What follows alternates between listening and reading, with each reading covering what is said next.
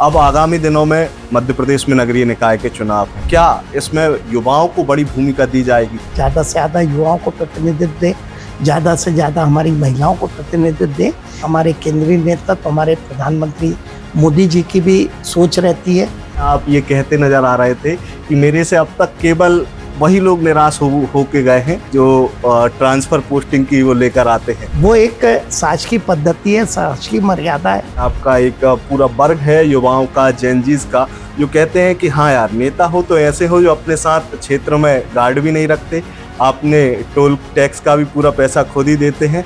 मेरे पास अपने वाहन है, अपना फ्लैट है जहाँ मैं रह सकता हूँ, जहाँ से काम कर सकता हूँ। कितना चुनौतीपूर्ण था भाई साहब ये दायित्व जब आपकी घोषणा हुई, तो क्या चल रहा था और उसके बाद आज? कार्यकर्ताओं का विश्वास जीतना, केंद्रीय नेतृत्व जो अपेक्षा करता है उस पर खरे उतरना। किस तरीके से आप और मुख्यमंत्री जी मध्य प्रदेश के तमाम विषयों को मैनेज करते हैं? जहाँ हमें लगता है कि सरकार में कोई बात सचेत करना चाहिए, बतानी चाहिए, हम अपना काम करते हैं। और सरकार को लगता है, मुख्यमंत्री को लगता है कि संगठन में ये कमी है या इस चीज़ को और अच्छा करना चाहिए, तो वो बताते हैं। प्रधानमंत्री जी हों या फिर गृह मंत्री जी हों, हर कोई भारतीय जनता पार्टी के प्रदेश के संगठन की तारीफ कर चुका है, खुले मंच से, खुले तरीके से। आगामी दिनों में आप मध्य प्रदेश भारतीय जनता पार्टी को कहां तक ले जाएंगे और उसके लिए आपकी क्या रूपरेखा रहने वाली है? हर बूथ तक, हर क्षेत्र तक पार्टी मजबूत हो, हर विधानसभा तक, जहां हम नहीं भी जीते वहां भी चुनाव जीते और आने वाली चुनौतियों का सामना कर सके,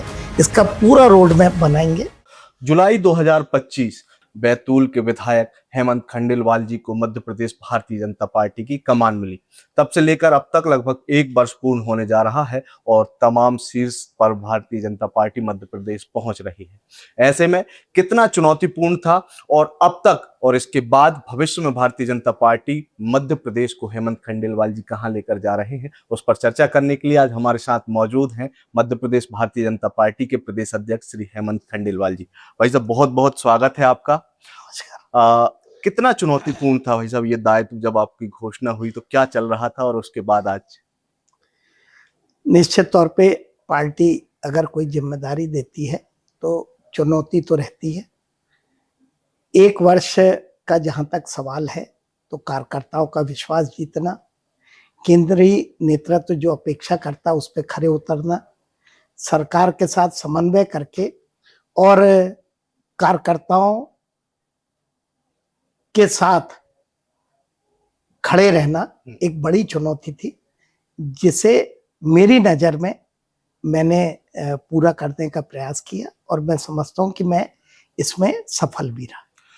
एक और दूसरी ये निकल कर आ रही थी कि जैसे ही मध्य प्रदेश में नेतृत्व परिवर्तन हुआ, मुख्यमंत्री बदले गए, मुख्यमंत्री के बाद प्रदेश अध्यक्ष बदले गए, तो लोगों के मन में एक ये जिज्ञासा थी कि मध्य प्रदेश जैसा बड़ा राज्य और यहाँ पर सत्ता और संगठन का समन्वय कैसा होगा। हम लगभग 1 साल से रेगुलर देख रहे हैं, सत्ता और संगठन के बीच का जो समन्वय है उसकी लोग दुहाई दे रहे हैं।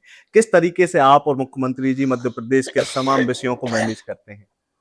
निश्चित तौर पे सरकार और संगठन दोनों का समन्वय रहे, लेकिन दोनों में एक बराबरी की दूरी भी रहे।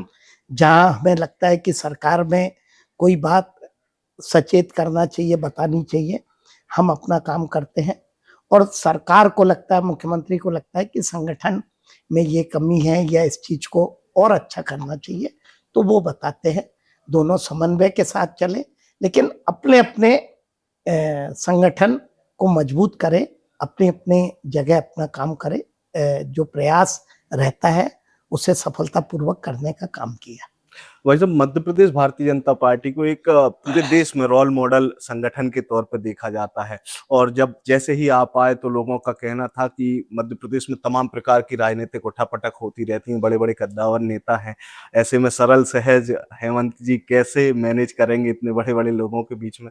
लेकिन 1 साल में हमने देखा है कि मौका पड़ने पर पीठ भी थपथपाई है आपने, और कुछ लोगों को अगर रोकना पड़ा या टोकना पड़ा तो वो भी किया है। कैसे ये सारी चीजें आप एक साथ करते चले गए?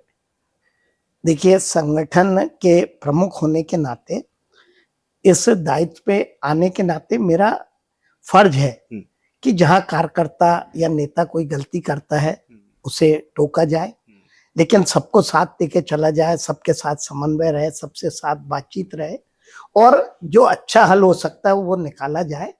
मैं समझता हूँ कि हर बात का निकाल कोई एक ही तरह की चीज से नहीं हो सकता कि हर जगह कभी हमें निर्णय लेना, कठोर निर्णय लेना पड़ता है, कभी बातचीत से हल हो जाता है।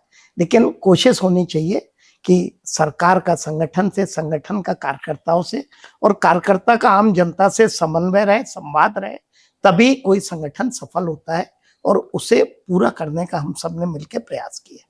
और जब जब से आप अध्यक्ष बने हैं उसके बाद से सोशल मीडिया पर तमाम प्रकार की आपकी चर्चाएं रहती हैं, सकारात्मक वीडियो काफी सारे देखने को मिलते हैं। अभी कुछ दिन पहले मैं जब सोशल मीडिया स्क्रॉल कर रहा था उसमें आपकी बैतूल का एक वीडियो दिखा जिसमें आप ये कहते नजर आ रहे थे कि मेरे से अब तक केवल वही लोग निराश होके गए हैं जो ट्रांसफर पोस्टिंग की वो लेकर आते हैं, वरना सारे लोग तो मेरे से, मैं प्रयास करता हूँ कि खुश होके जाए मेरे। क्या विषय था वो, बड़ा सोशल मीडिया पर वायरल हुआ? नहीं, मैंने कुछ बच्चे गोद लिए हैं जी। जिनकी मैं साल भर की फीस भरता हूँ, उनके परिवार की मदद करता हूँ, जी। जिनके असमय कोई घटना हो गई हम्म। और उनके यहाँ उस परिवार को चलाने वाला नहीं रहा, हम्म। तो ऐसे लगभग 60 बच्चे हैं।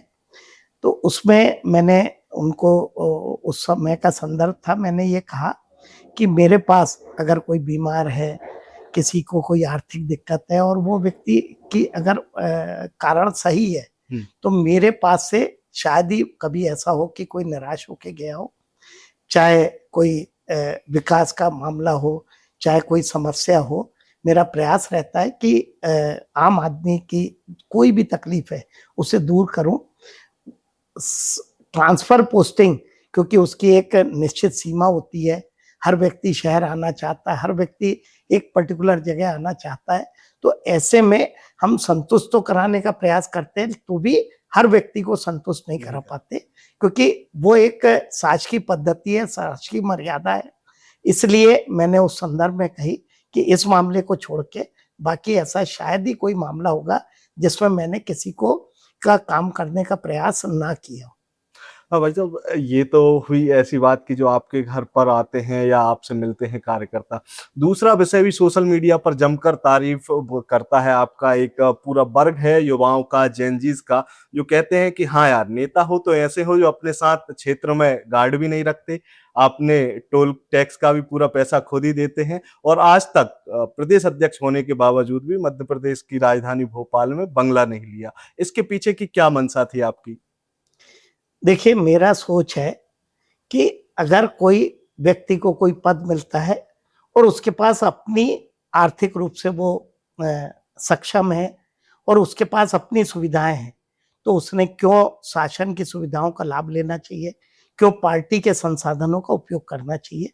मेरे पास अपने वाहन है, अपना फ्लैट है जहां मैं रह सकता हूं, जहां से काम कर सकता हूं, तो मैंने क्यों इन सब सुविधाओं का लाभ लेना चाहिए। हाँ, अगर कोई व्यक्ति पार्टी के लिए, सरकार के लिए काम करता है, उसके पास अपने संसाधन नहीं है या भोपाल में कोई जगह नहीं है, तो उसने लेना भी चाहिए और उसके लिए वो ठीक भी है। लेकिन जिसके पास सारी चीजें हैं उसने नहीं लेना चाहिए। समाज में अगर हम कोई अपना अपना जो अपनी वर्किंग है, अपनी जो कार्य पद्धति है, उसमें अगर हम इस तरह का अगर उदाहरण नहीं देंगे तो समाज हमसे क्यों हमारी बात मानेगा और समाज हमसे क्यों प्रभावित रहेगा।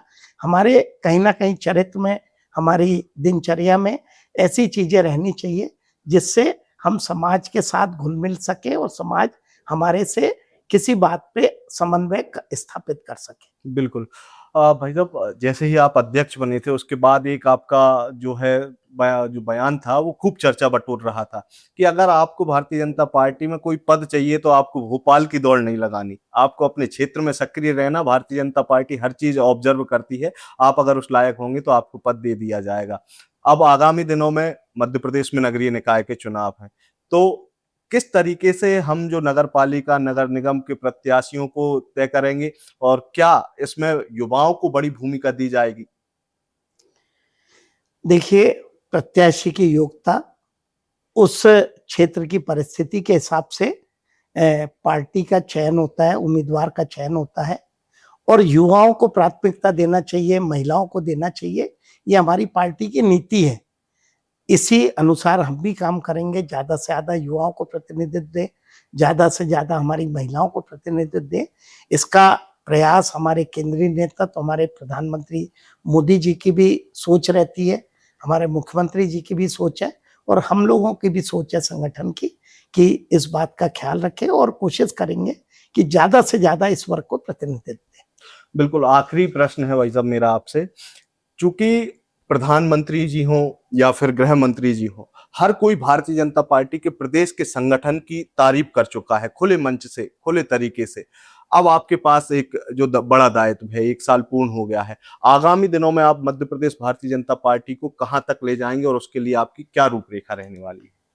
देखिए, विगत 1 वर्ष में संगठन के सभी पदों पे नियुक्ति करना, पूरा संगठन का गठन करना, हमारे प्रमुख लोगों के सहयोग से वो काम किया है। अब संगठन लगातार सक्रिय रहे, इसकी व्यवस्था बनाई है।